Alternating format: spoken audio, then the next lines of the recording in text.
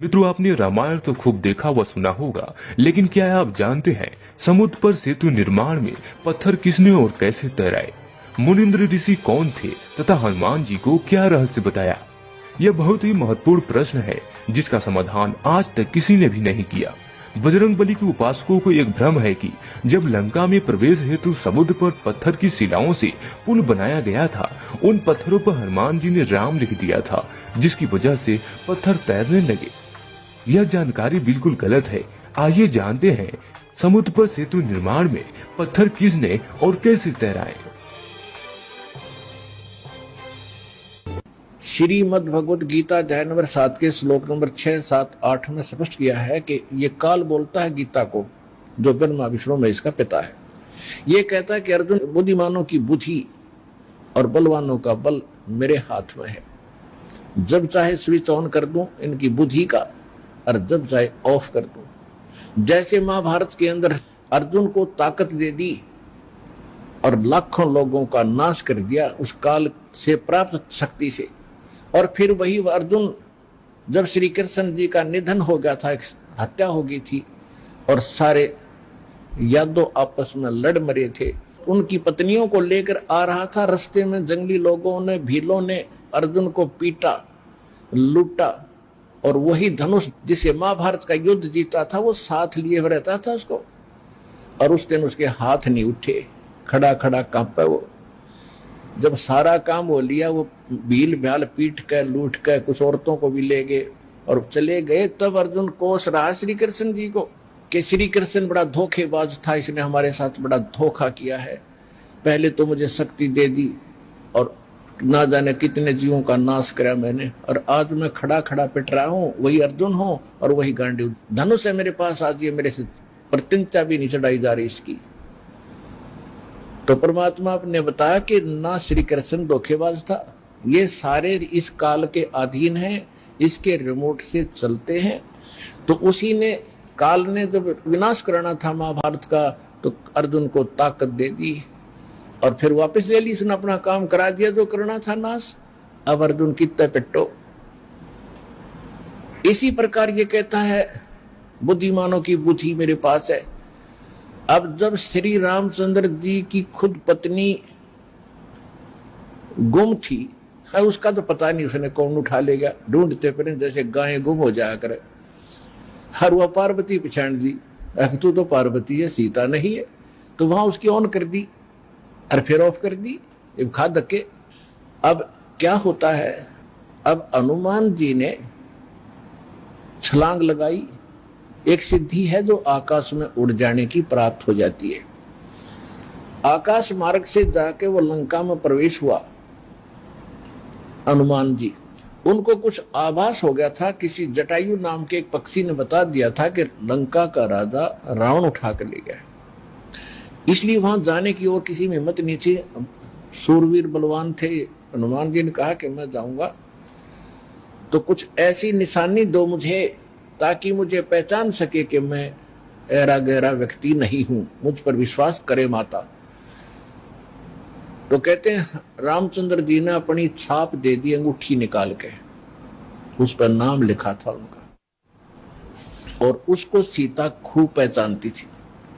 उधर से सीता को घना दुखी कर ही रखा था, सता रखा था रावण ने, एक नौलखे बाग में छोड़ रखा था और उससे रोजाना यातना दिलाता था और अपनी पत्नी बनने की स्वीकृति वो उससे करवाना चाहता था। वो उसने स्वीकार नहीं की, और रावण को एक श्राप लगा हुआ था कि तू कभी किसी औरत के साथ बलात् नहीं कर सकेगा। स्वेच्छा से कोई संपर्क हो तो वो अलग बात है, लेकिन तू किसी का ऐसे जबरदस्ती नहीं कर पाएगा, नहीं तो गल जाएगा तू। इस डर से वो जबरदस्ती नहीं कर पा रहा था और उधर से उसको पीड़ित कर रहा था कि स्वयं यश कर दे, लेकिन वो सीता ने नहीं किया। एक वृक्ष के नीचे बैठी थी और अपने कर्मों को कोस रही थी। छोटा सा रूप बनाकर एक बंदर का हनुमान जी उसी वृक्ष के ऊपर बैठ गए थे। यातना देने के लिए औरतें आई थी तो भी उसने देखा था। जब वो चली गई उसके बाद फिर वह अंगूठी डाल दी। वो तो राजदूत बनकर गए थे। जब वो जो कुछ भी उसने उद्मस्ता है वो तो आपने पता ही है। हनुमान जी ने नौलखा बाग भी उजाड़ दिया उसका और सारा कुछ कर दिया, क्योंकि आज कथा का विषय कुछ अन्य है, इसलिए यहाँ लंबा खाना भाई। नहीं तो मेरी पिटाई उस समय क्या कहा कि माता जी तो आप मुझे कोई ऐसी निशानी दो जिस निशानी को मैं श्री राम को दिखाऊं और वो विश्वास कर सके हाँ सीता जी की खोज पक्की होगी, क्योंकि इतना समुद्र को पार करके आना है, वैसे नहीं आएंगे वो। तो सीता ने अपना एक कंगन निकाल के दे दिया, कंगन हाथ में जो पैर रखा था सोने का, और कहा भाई इस चूड़ी को दिखा देना, वो खूब समझ जाएगी। अब वो कंगन लेकर हनुमान जी ने फिर छलांग लगाई। उस दिन वो ऐसे स्थान पर आके उतरा जहां पर एक ऋषि की कुटिया थी। वो ऋषि कौन थे? मुनिंद्र ऋषि स्वयं परमेश्वर थे। वहां सुंदर बाग लगा हुआ था, कुछ क्षेत्र में एक सुंदर सरोवर भरा था जल का। तो सुबह सुबह का समय था, हनुमान जी ने सोचा कि बहुत मनोरम स्थान है और यहाँ कुछ स्नान करूंगा, सामने बाग सुंदर फलों से लदपद है, आहार करूंगा और फिर ऋषि जी भी साथ में है, इनके दर्शन करूंगा, पहले स्नान। मैं कंगन डालकर आगे भाग गया। अब सुख की सांस ली कि कोई बात नहीं, ये समुद्र में डाल देता तो बात तो बिगड़ जाती, गड्ढे में डाल दिया। फिर धीरे धीरे चले हनुमान जी। पहले गड्ढे में देखा उसने, ऋषि को तो पीछे प्रणाम करना था, तो घड़े में क्या देखा कि घड़े के अंदर ऐसे ऐसे कंगन हजारों की संख्या में पड़े, सेम टू सेम। अब उसने सोचा भाई मैंने तो इतनी पहचान नहीं, कोई कंगन कौन सा है, और श्री रामचंद्र जी तो सारा जानते हैं, उनके कंगन के ऊपर सारी निशानियों को पहचानेंगे, और मैं कोई गलती से दूसरा उठा ले गया तो वो मानेंगे नहीं। इसलिए वो ऋषि जी के चरणों में प्रणाम किया। परमात्मा ने मुनिंद्र रूप में बैठे थे, पूछा कि पहलवान कैसे आए। हनुमान जी ने कहा कि ऋषि जी आप कौन सी दुनिया में रहते हो। मुनिंद्र जी ने कहा क्या बात है, मैं तो इसी पृथ्वी धरातल पर ही तो रहता हूं, क्या आपको नहीं पता आज श्री राम के ऊपर कैसी आपत्ति आई है, ऐसे ऐसे उसकी पत्नी गुम हो गई थी, वो माता की खोज करके मैं आया हूं। तो परमात्मा ने पूछा कि भाई कौन से राम की बात कर रहा तू। वो कहता है अच्छा कमाल करते हो ऋषि जी, आपको ये नहीं पता राम कौन है। परमात्मा ने कहा बताओ तो श्री के दशरथ पुत्र श्री रामचंद्र जी, उनका वनवास हुआ था, ऐसे ऐसे सीता उठा ली थी, और आज मैं खोज करके आया हूं ऋषि जी, और अपना काम करूं और चलूं। कहने लगे ऋषि जी और बात छोड़ो आप, कि मेरे सामने एक समस्या आ गई है कि ऐसे ऐसे मैं कंगन लाया था माता के हाथ का, और वो कंगन मैं स्नान कर रहा था, बंदर ने उठा के आपके गड्ढे में डाल दिया। तो परमात्मा बोले ले जा कंगन भाई, जा फिर अपना कर काम, जाओ हनुमान जी ले जाओ कंगन, निकाल ले जाओ, करो जो तूने करना। कहने लगे जी समस्या ये है कि इसमें और भी बहुत से कंगन पड़े हैं, और इन कंगनों में पहचान नहीं कर पा रहा हूं मैं, मेरा वो भगवान सीता जी वाला कौन सा है। परमात्मा बोले रे भले आदमी तुम लाने वाला और तुझे पता नहीं, तो मैं क्या बताऊं, फिर खोज ले कौन सा है तेरा। तो चिंतित हो गया कि भगवान दया करो। परमात्मा बोले कि जौन सा चाहे वो उठा ले जा और सेम टू सेम पाओगे, इसमें कोई दिक्कत नहीं। कैसे कैसे फिर ये कंगन आए कहां से आपके पास, कि अब सुन मैं कथा सुनाऊंगा तेरे को। जैसे ये रामचंद्र जो आत्मा है ये विष्णु जी की आत्मा है, प्रत्येक त्रेता युग में ये ऐसा ही होता है, और मैं यही बैठा हूं जब का, मेरी तो बहुत युगों की आयु है, मैं यहां बैठा हूं। पहले इन बातों पर किसी को अविश्वास नहीं होता था।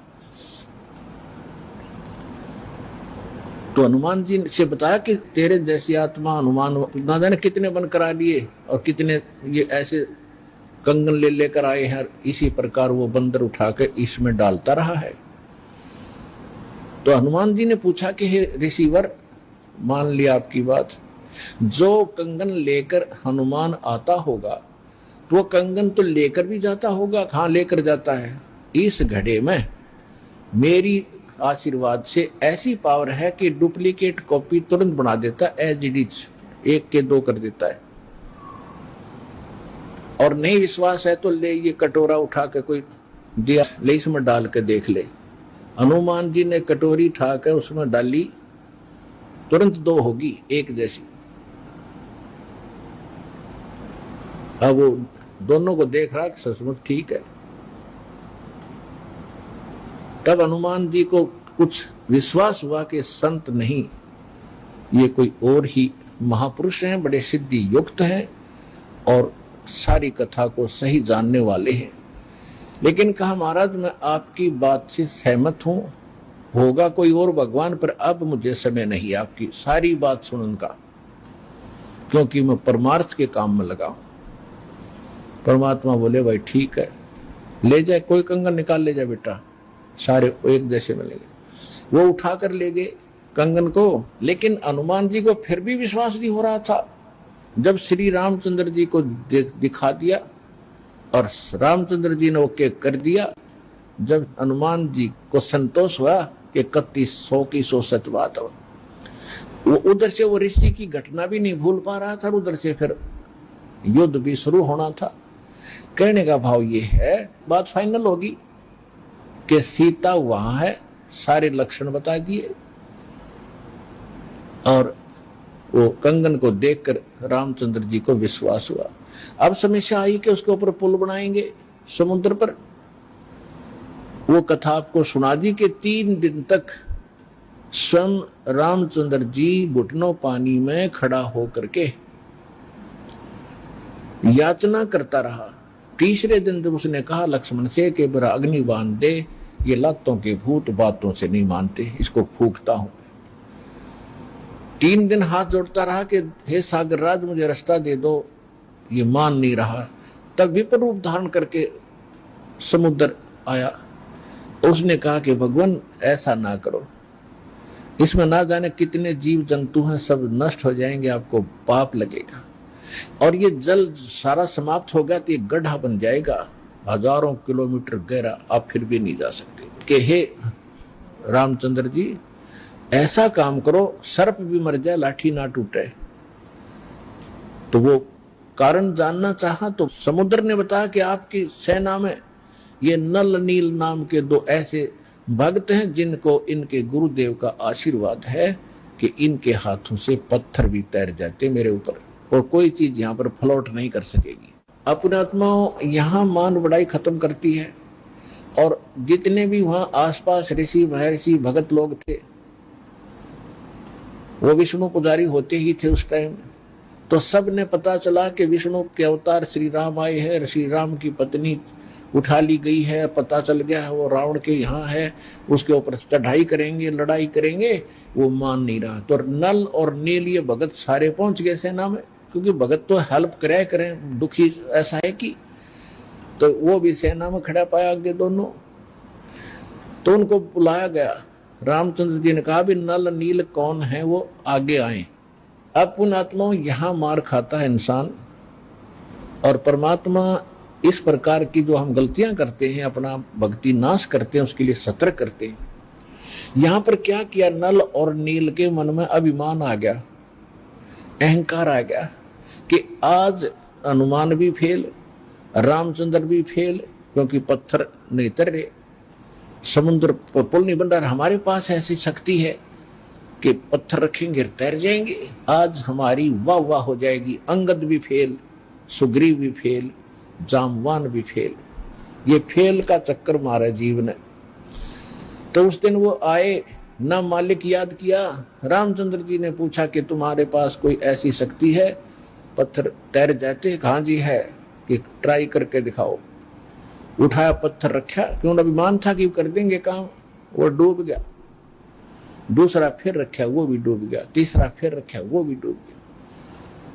अब रामचंद्र जी समुद्र की तरफ देख रहे हैं, विपर रूप में खड़े थे, ब्राह्मण रूप में, और ये कहना चाह रहे हो कि तू झूठ बोलता था, इनके पास कोई पावर नहीं। तभी समुद्र ने कहा, विपर रूप में खड़े समुद्र ने, क्योंकि ये देवता होते हैं, ये जल जो है ये देवता नहीं है, जल का कंट्रोलर एक देवता है, उसको वरुण कहते हैं। वो आकर खड़ा हो गया तो वो कह रहा था कि हे नल नील, आज आपने गलती की भाई, आज तुमने अपना गुरु तो याद किए ही नहीं, तुमने तो नाश कर दिया बात का, करो याद उस मालिक को।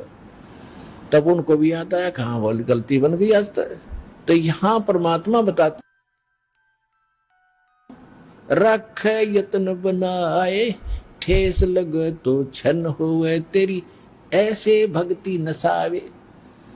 जैसे किसी बहन बेटी को गर्भ रहा हो तो उसकी कितनी केयर टेक करती है वह उस लाल को सफल करने के लिए कि मेरा गर्भ पूरा हो और बच्चे का मुंह देखूं मैं। तो वो कैसे चिंतित रहती है, चलते समय भी कहीं ऊंचे नीचे पर पैर ना रखा जा, भगवान मेरा बालक गर्भ खराब ना हो जा। रात को सोती है, करवट लेती है, तब भी एकदम उठ के उधड़क जाती है, कहीं बच्चे पर दाब ना आ गई हो, मेरा गर्भ ना खराब हो जाए। तो कहते हैं जैसे माता गर्भ को और रखे यतन बनाए और ठेस लगे तो छन हो जाता है, तेरी ऐसे भक्ति नसावे। तो इस भक्ति रूपी गर्भ जो आज आपकी आत्मा में परमात्मा के सच्चे शब्द से पल रहा है, इसको इतना संयम से, इतना देखभाल से, यानी सावधानी से इसको परिपक्व करना पड़ेगा। जैसे माता गर्भ को रख है यतन बना और ठेस लगे तो छन हो, तेरी ऐसे भक्ति नसावे। तो छोटी मोटी हम गलती कर देते हैं लापरवाही में, क्योंकि हमने इस लाल की कीमत का नहीं पता, जो आज हमारी आत्मा में सत भक्ति रूपी जो मालिक का मंत्र से गर्भ रह रहा है, यानी आत्मा प्रफुल्लित हो रही है, जो भक्ति रूपी जो लाल हमारे अंदर बन रहा है, इसको ऐसे संभाल के रखना है, ना अभिमान करना है, कोई मर्यादा भंग नहीं करनी है, नहीं तो फिर नुकसान हो जाएगा, आपकी भक्ति नष्ट हो जाएगी। अब उन्होंने परमात्मा को याद किया, रे नल नील यतन करे हार, तब सतगुरु से करी पुकार। रे नल नील यतन करे हार, तब सतगुरु से करी पुकार। जा सतरे खोल की अपार सिंधु पे सिला तिराने वाले। जा सतरे खोल की अपार सिंधु पे सिला तिराने वाले। धन धन सतगुरु सत कबीर भगत की पीड़ मिटाने वाले। धन धन सतगुरु सत कबीर भगत की वो पीड़ मिटाने वाले। नल नील ने जब याचना की हृदय से, ए भगवान गलती बन गई, आपके हाथ में इज्जत है हमारी, तो उसी समय परमात्मा वहां प्रकट हो गए। थोड़ी सी दूरी पर सबने देखा कि वो कौन आ रहा सामने। नल नील ने भी देखा, ये तो मेरे गुरुजी आगे हमारी पुकार सुन ली इन्होंने। जब मुनिंदर जी निकट आए, सभी ने दंडोत प्रणाम किया, श्री राम ने, हनुमान ने, सब ने। हनुमान जी ने देख लिया, बाबा जी तो वही है भाई, ये तो बिल्कुल सही, ये तो शक्तिशाली ऋषि है। लेकिन उस समय और वार्ता करने का समय नहीं था, जो समस्या थी वह उनके सामने अड़ी हुई थी। तब श्री रामचंद्र जी ने मुनिंद्र ऋषि से अर्ज की थी, भगवान आज हमारे सामने ये समस्या आई है, अभिमानी रावण हमारी याचना नहीं मान रहा है। हमने उसे खूब दूत भेजकर, अंगद को, हनुमान जी को, सबको भेजकर उससे प्रार्थना कर ली है, इसको लौटा दे मेरी पत्नी को, वो माना नहीं। अब नहीं माना तो हमें युद्ध करना पड़ेगा और उसके लिए रास्ता चाहिए समुद्र पर। समुद्र रास्ता दे नहीं रहा। इसने विधि बताई कि आपके शिष्यों के पास यह शक्ति थी, मेरा दुर्भाग्य कि आज इनके हाथों में भी शक्ति नहीं रही। तो परमेश्वर ने कहा कि आज के बाद इनके हाथों में शक्ति रहेगी भी नहीं। इन्होंने बहुत बड़ी गलती की है, जो हम मैं रोज बताता हूं कि अभिमान से भगवान कोसों दूर है, और इतने दिन के बाद इतना दुख था इनके ऊपर, इन्होंने फिर बकवास कर दी। अब इनके पास यह शक्ति नहीं रही। मेरी समस्या का समाधान करो। जब आप अपने बच्चों को, अपने शिष्यों को आशीर्वाद दे सकते हो शिला चढ़ाने का, तो आप खुद भी कृपा बख्श सकते हो मेरे लिए लंका में जाने का रास्ता बना दो। तब परमेश्वर ने कहा ठीक है भाई, मेरा वचन है कि तेरा पुल बनवाऊंगा। अब ये रामचंद्र जी का समझ में नहीं आएगी, और क्या वचन है इनका, क्या वायदा है। परमात्मा ने अपनी प्यारी आत्मा धर्मदास जी को बताया था कि जब मैं प्रथम सतयुग में सतलोक से यहाँ आ रहा था, तो बीच में इस काल की एक तपस्या है, वहां पर जीव दुखी किए जा रहे थे, और मैं जोग जीत रूप में अपने पुत्र के रूप में वेशभूषा में था। तो इसने पहले मेरे साथ कुछ बकवास करी थी, ज्योत निरंजन ने इसकी पार नहीं बसाई थी, तो मेरे चरणों में गिर गया था।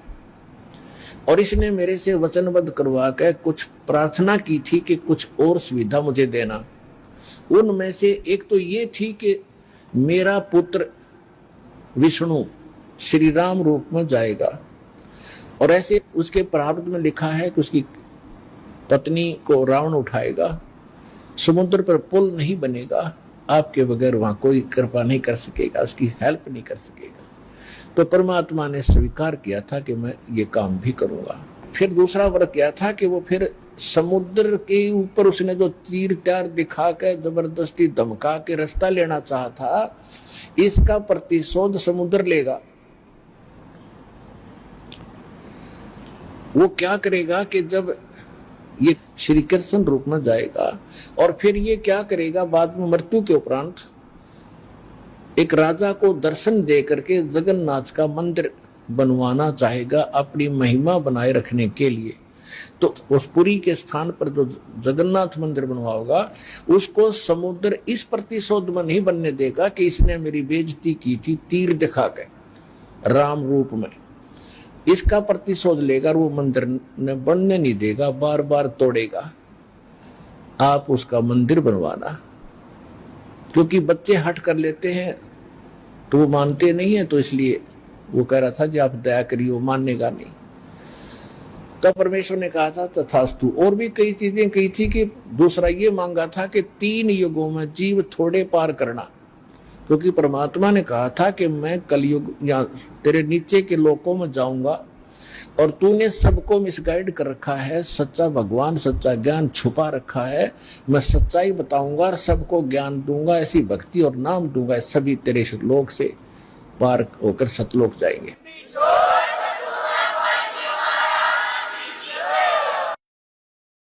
हो गया कि तू मेरा नाश करेगा, मेरे बाग को उजाड़ेगा, क्योंकि काल ने हमारे को मिसगाइड करके, धोखा करके, मूर्ख बना के, विवश करके, और इस कच्ची बेड़ियों से बांध रखा है, ये शरीर दे दिया, इसमें हाड़ चाम मांस सारा भरा पड़ा है, और हमने इतना प्यारा लगा है ये छूट नहीं जा। परमात्मा कहते इतना बढ़िया शरीर दूंगा, वहां जाकर ना नाड़ी होगी, ना नस होगी, ना कोई बीमारी, ना हारी, ना कोई बीपी हाई, ना लो होगा। तो वो हमने पता ही नहीं था कोई ऐसा भी स्थान है जहां ऐसा सुख है। तो परमात्मा ने कहा था तेने क्या हाल कर रखा उन बच्चों का सारा, कोई गधा बना दिया, कोई कुत्ता बना दिया, और जो मनुष्य वो कौन से सुखी हैं, उनको ऐसा ज्ञान दूंगा और ऐसा मंत्र दूंगा, वो यहाँ भी सुखी होंगे, मेरे साथ सतलोक जाएंगे। तो इस बात से वो दुखी हो गया था काल, ये तो नाश करेगा मेरे बाग न उजाड़ेगा। भगवान का पता लग गया, सच्चे स्थान का पता लग गया, तो यहाँ कौन रहेगा।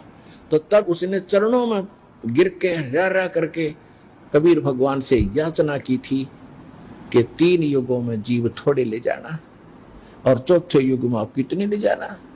और फिर ये पुल बनवाने का, जगन्नाथ के मंदिर को बनवाने का ये भी प्रॉमिस करवाया था। जब उसने सारा परमात्मा ने प्रतिज्ञा कर ली थी, तो फिर ये खलनायक है, ये विलियन है, धोखेबाज और ठग है, इसने तुरंत अपना आंखें बदल ली और कहा जाओ जोग जीत संसारा, जीव न माने कहा तुम्हारा। कहते हैं 12 पंथ करूं मैं साजा, नाम तुम्हारा ले करूं आवाजा, और 12 पंथ नाम जो ले ही वो मेरे मुख में अंश मोही। और पहले अंश हमारे जाई और पीछे अंश तुम्हारे आई, और जाइयो जोग जीत संसारा। परमात्मा ने कहा था कि फिर मैं त्रेता युग में जाऊंगा, ठीक है भाई, चौथे युग में जाऊंगा कलयुग में, और फिर पार कर लूंगा। तूने गलती तो मेरे से करवा ही ली, वैसे मालिक ने गलती नहीं की, दाता को पता था कि सतयुग त्रेता द्वापर में ये दुखी नहीं होंगे, और जब तक जीव दुखी नहीं होगा इतना भगवान नहीं पहचान सकता। इसलिए दाता ने जानबूझकर उसको यश कर दी थी, और वो बन गया था सियाना, अपने आप इंटेलिजेंट बन रहा था कि मैंने रोल मार ली भगवान की, है मैंने इनकी अकल मार ली, मालिक ने अकल मारी उसकी। अब वो क्या कह रहा था कि देख लेना कलयुग जब आएगा, पहले मैं अपने दूत भेज के ऐसा गलत प्रचार करवा दूंगा, ब्रह्मा विष्णु महेश तक सीमित कर दूंगा, कोई पत्थर कोई पानी कोई मंदिर कोई मस्जिद गुरुद्वारों में बांध दूंगा, और पहले अंश हमारे जाई पीछे अंश तुम्हारा आई, जाओ जोग जित संसारा जीवन मन फिर कहा तुम्हारा। कि पहले मेरे दूत जाएंगे और सारा उल्टा ज्ञान उल्टा भगवान उल्टा विधान सबको बता देंगे, गलत मंत्रों से रटा देंगे। ये राधा स्वामी पंथ, धन धन सतगुरु पंथ, निरंकारी पंथ, ये रासाराम जैसे ये सारे नकली पंथ काल के चलाए हुए। तो परमात्मा को पता था कि इसने कर लेते सारे जुगाड़ अपने, और जब मेरा दास जाएगा ऐसे समय में जब इनके परिपक्व हो चुके होंगे सारे पंथ, इन्हें जो कहना सुनना होगा वो सब कह चुके होंगे, जो ज्ञान देना होगा वो दे चुके होंगे, जो नाम देना होगा वो नाम दे चुके होंगे। और जब मेरा दास जाएगा वो प्रमाणित करके दिखाएगा कि सच्चाई ये है झूठ ये है, तो 2 मिनट में मेरे बच्चे मुझे पहचानेंगे और मेरे पास आ जाएंगे।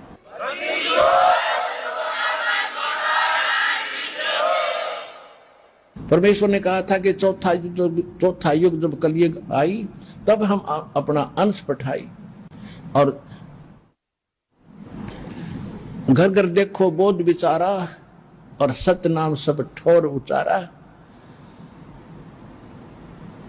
तो इस प्रकार परमात्मा ने जो बताया था कि चौथा युग जब आएगा और कलयुग बीतते 5500 पाचा, जब ये वचन मेरा होगा साचा। कलयुग बीत जावे जब एता, सकल सृष्टि सभी प्राणी परम पुरुष पद चेता। कि जब वो कलयुग 5500 वर्ष बीत जाएंगे तब ये मेरी बात सच्ची होगी कि घर घर में सतनाम का जाप होगा, घर घर में मेरे ज्ञान की चर्चा होगी।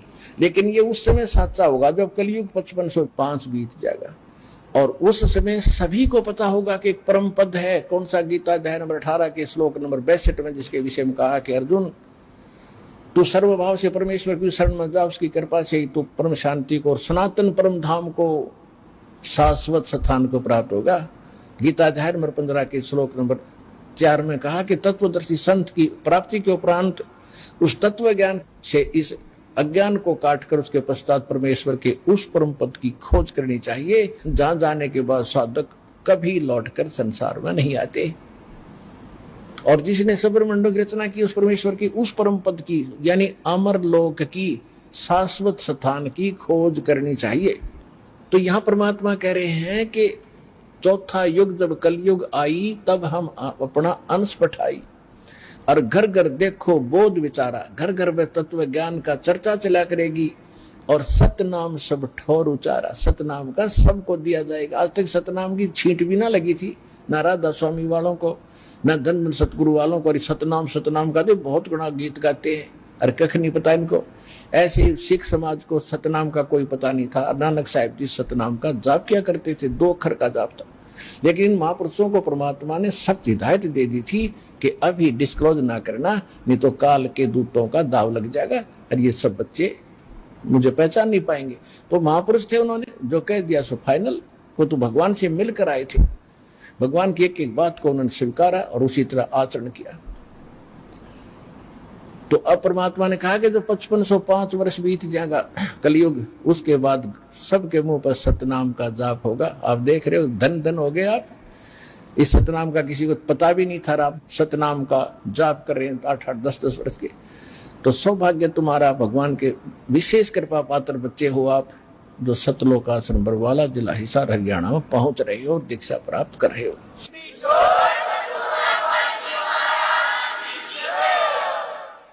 अब प्रसंग आया है कि परमेश्वर ने कहा था कि मैंने तेरे बाप से वचन कर रखा है, इसलिए मैंने आना पड़ा और ये पुल बनवाऊंगा मैं।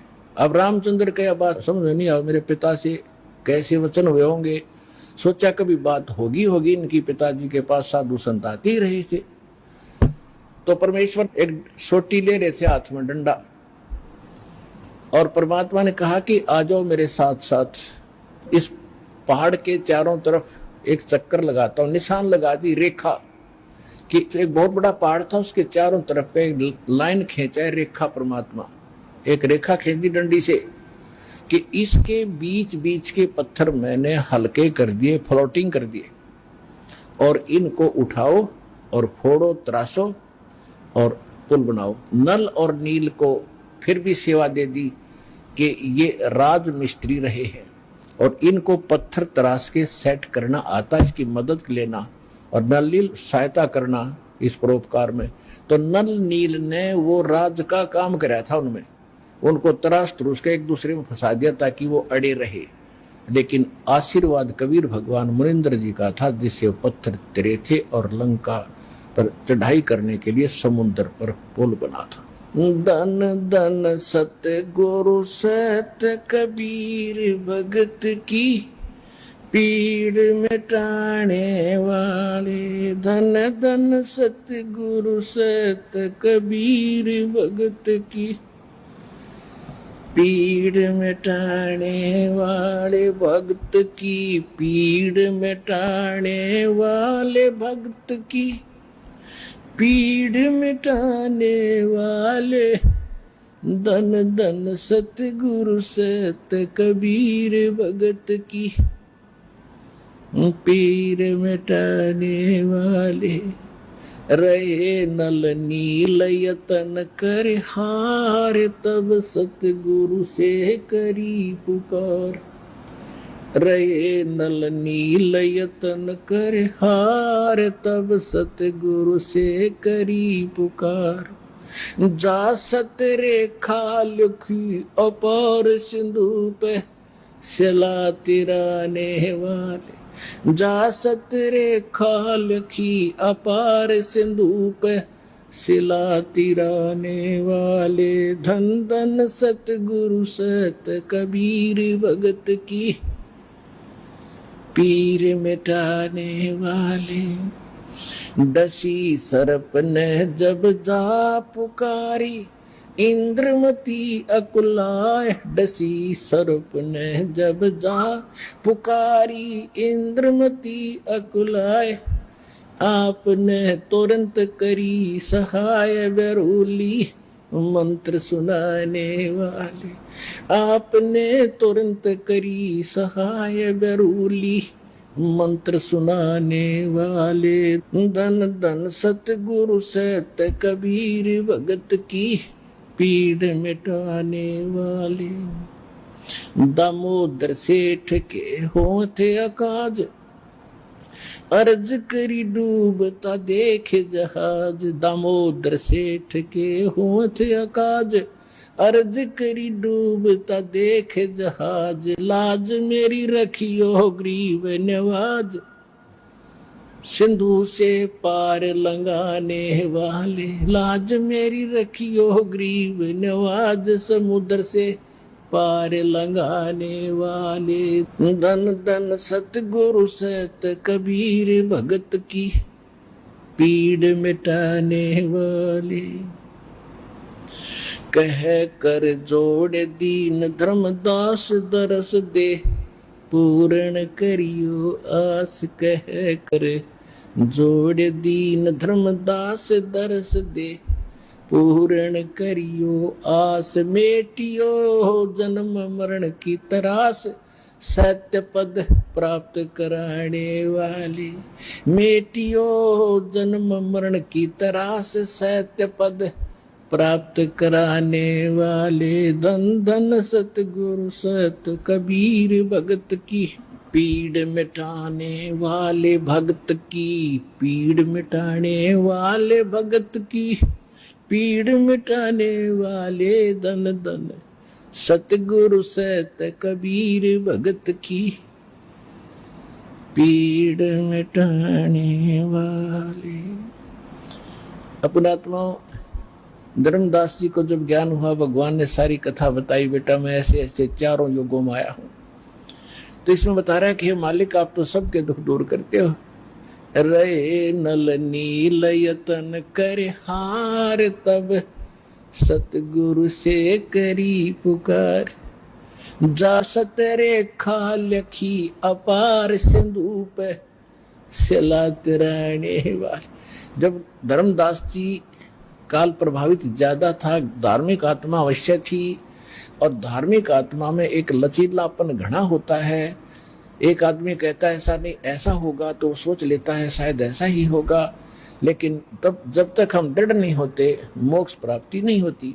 तो उसको दृढ़ करने के लिए जैसे धर्मदास जी बीच बीच में कुछ ऐसी ऊटपटांग बातें कर देते थे, तो परमात्मा अंतर्ध्यान हो जाते थे। उसको फिर तड़फ जागती थी, फिर रोता था बुरी तरह, फिर वो कथा सुना रहे, फिर रो रहे हैं, रोते हुए पुकार रहे हैं। तो जब कह रहे हैं दन दन सतगुरु सत कबीर भगत की पीड़ मिटाने वाले, फिर क्या बताते हैं कि आपने नल नील जब हार लिए थे, थक लिए थे यत्न कर करके, उन पर नहीं कुछ हुआ था, तब आपने सतरेखा लिखी अपार। भगवान ने बताई वो मैंने ऐसे किया था, वह मानी सच्ची। फिर कहते इंद्रमती द्वापर युग में एक रानी थी, सर्प ने डस लिया था, वह विश्वास नहीं कर पा रही थी, मालिक करुणा में नाम से आ रहे थे, उसको भी आपने जीवित किया, पार किया। और फिर एक दामोदर नाम का सेठ था, व्यापार करता था जहाजों से, भगवान का नाम लिया, उसके बाद उस पर आपत्ति आई, जहाज डूबने लगा, उसने हृदय से पुकारा मालिक को, कबीर साहब ने उसका जहाज नौका ऊपर कर दिया, डूबने वाला था। तो कहते हैं दामोदर सेठ के होंठ काज अर्ज करी थी आपसे, जब डूबता देख जहाज। ऐसे क्या कहा था दामोदर ने कि लाज मेरी रखियो गरीब नवाज, फिर समुद्र से पार लंघाने वाले, जहाज को पार कर दिया, डूबने नहीं दिया। अब क्या कहते हैं, कह कर जोड़ दीन धर्मदास दरस दे पूर्ण करियो आस। जो भगवान अंतर्ध्यान हो गए थे, रो रहा था कि मेरे ऊपर ये बड़ी आपत्ति आ गई, आपका अभाव मुझसे सहन नहीं हो रहा है मालिक। कह कर जोड़ दीन धर्मदास दरस दे पूर्ण करियो आस, मेटियो जन्म मरण की तरास, सत्य पद प्राप्त कराने वाले। सत्य पद, वो परम पद, वो सतलोक, आपके अतिरिक्त इस सृष्टि में कोई दूसरा मुझे वो प्राप्त नहीं करा सकता। मुझे फिर दर्शन दो मालिक, मेरे से गलती हुई। अब जो प्रसंग चल रहा है, त्रेता युग में दाता ने कैसी लीला की। अब क्या होता है देखो पुण्यात्माओं, हम परमार्थी भी हैं, क्योंकि भगत का स्वभाव होता है कि वो परमार्थ पर ज्यादा रुचि रखता है, लेकिन परमार्थ के साथ साथ स्वार्थ भी होना चाहिए थोड़ा सा। वो स्वार्थ कौन सा? अपने कल्याण का, आत्म कल्याण का स्वार्थ भी चाहिए। अब हनुमान जी ने जब तो ताकत थी, पहलवान था, धार्मिक था, रामचंद्र जी की जल्दी लग रही थी, जब ऋषि रूप में परमात्मा इत्फाक वहां मिले और सारी लीला देख ली, और फिर ये भी देख लिया कि उसी ऋषि ने आकर समुद्र पर पत्थर तेरे आए, और फिर भी बुद्धि बनाया क्योंकि रामचंद्र जी का साथ लग रहा था। अब मालिक ने उसका उद्धार करना था उस प्यारी आत्मा का, क्योंकि ऐसी ऐसी पुण्यात्मा है जो परमार्थ के लिए कोई लेना न देना, उड़ा छत्ती ताणी मारो मरूंगा और मारूंगा, कि इसलिए रामचंद्र की पत्नी छुटवाऊंगा। और यति पुरुष थे, बाल ब्रह्मचारी थे, ऐसी लगन थी उसमें। तो कहने का भाव ये था कि फिर इस खुशी में कि रामचंद्र जी के साथ धाम जाऊंगा, वहां मेरी इज्जत होया करेगी। अब वो तो श्रद्धालु था, समर्पित था भगवान के लिए, लेकिन गलती क्या लग रही थी, रामचंद्र ने परमात्मा पूर्ण मान बैठा था। अब आपने खूब कथा का पता है कि जब घरजाली और रानी बन गई, फिर उसने सबको इनाम दे रही थी। उसी लाइन में हनुमान भी खड़ा था, क्योंकि उन्हें बड़ी योगदान था, तो हनुमान जी को सच्चे मोती दे दिए। ये क्यों फोड़ डाले? उसने ये कहा कि मैं इसमें ये देख रहा था, इन मोतियों में कहीं राम का नाम है तो मेरे काम है, नहीं तो मेरे काम नहीं है। हनुमान जी का ठेस लगी और उठा कर अपना लंगोट जा बैठा पहाड़ पे। अब बैठा एकला, यहां संसारिक परमार्थ करने से उसको क्या मिला? ये लोग इतना ही देते हैं। जब हम भगवान की शरण में होंगे और फिर परमार्थ करेंगे, परमात्मा हमारे साथ होगा, उस परमार्थ का फल अलग होगा। जब तक आप मनमुखी मंड रहे, किसी की सहारा ला दिया, किसी का उसको सहायता कर दी, वो तो फिर आपको कर देगा अगले जन्म में, वो भी अच्छी बात है, लेकिन वो रिजल्ट लास्ट में निल ही होगा जो आपके समक्ष है। आप कथाएं खूब पढ़ते रहे हो। अब बैठा भगत एकला वृद्ध हो गया शरीर एक पहाड़ पे, परमात्मा गए वहां पर, तब अन्य रूप बना लिया परमात्मा ने, अन्य रूप, और जाके कहा भी राम राम, अंजनी के पवन पुत्र राम राम, राम राम महाराज जी आ जाओ, बैठो। बैठ लिया। भाई कैसे हो, कौन है, क्या नाम है, तूने बता भाई, मेरा नाम तो कोई है नहीं, मैं तो ऐसे भटक रहा हूं और परमात्मा की खोज में लगा हुआ हूं, ऐसे ऐसे मुझे, आप भगत आदमी हो, आपसे दो चर्चा करने यहाँ बैठ जाता हूँ, थोड़ी देर राम नाम की चर्चा कर लूँ। करो। कल जब हनुमान जी ने गुण गाए कि 3 लोग के भगवान आ रहे, दशरथ के पुत्र घर में रामचंद्र नाम उनका, परमात्मा बोले फिर भगवान ने आप क्यों छोड़ा है, वैसा बढ़िया राम था तो तेरा, तो भगवान के लिए तो भटक रहा है, भगवान ने छोड़ा अयोध्या में, तो बैठा पहाड़ पे, फिर यह कौन सी समझदारी तेरी। अब हनुमान जी ने सोचा भाई बात तो बाबा जी ने काटे की कही, कहने लगा भाई जिसको भगवान मान बैठे राम नहीं है, ये तो नाम रामचंद्र है इसका, राम तो कोई और है जो सुप्रीम पावर है, उसका भेद मेरे पास है, इस राम तो पता नहीं कितने मर लिए। तब उसने कहा कि ये बात है बाबा जी और क्या था मुझे ऋषि जी वहां पर, तब परमात्मा ने वो रूप बनाया कि भाई मैं हूं वही, तेरे लिए भटक रहा हूं प्यारी आत्मा।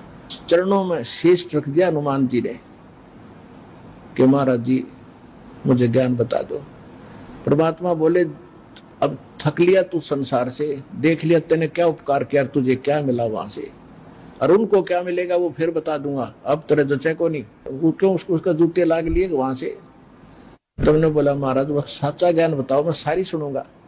सारा ज्ञान बताया कि मैं सीधा नु का भगवान हूं तो नहीं जचा कि मैं उस परमात्मा का संदेश लेकर आता हूं, 4 युगों में आता हूं। सारी कहानी सुनकर कभी सच्ची मान ली, और फिर कहा कि जब आंखें देखो कि अभी आप वहां से आते जाते हो तो तब कुछ यकीन हो। तो परमात्मा वहां से उड़े आकाश में और उसको दिव्य दृष्टि दे दी हनुमान जी ना, तो 1 किलोमीटर पाछे कुछ दिखा को नहीं।